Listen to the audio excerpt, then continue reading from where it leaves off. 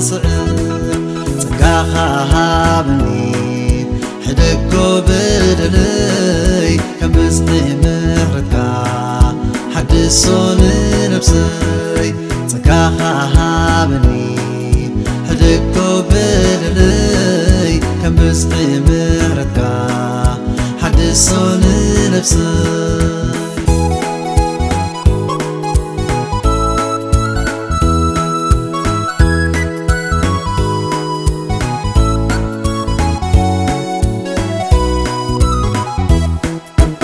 አብሳይ ከቢድዩ ንምስካሙ ፀገም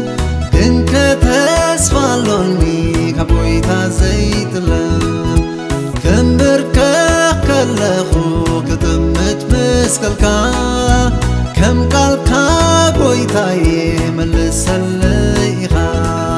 ጽጋኻ ሃበኒ ሕደጎ በደለይ ከም ብዝሒ ምሕረትካ ሓድሶ ንነብሰይ ጽጋኻ ሃበኒ ሕደጎ በደለይ ከም ብዝሒ ምሕረትካ ሓድሶ ንነብሰይ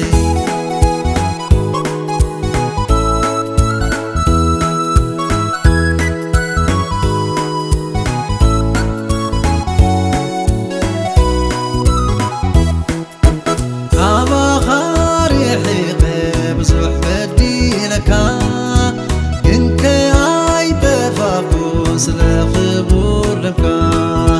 ሓሳበይ መንገደይ ብኩሉ ድልየተይ ክግዛእ ንዓኻ ሓግዛ ንነብሰይ ጽጋኻ ሃበኒ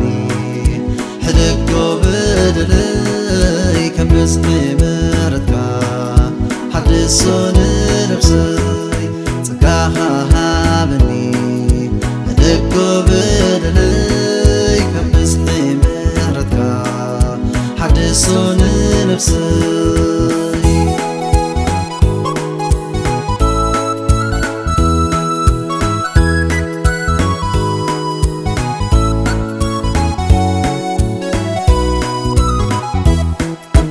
ካብ መሪር ሓጢኣተይ ካብ ክፉእ በደለይ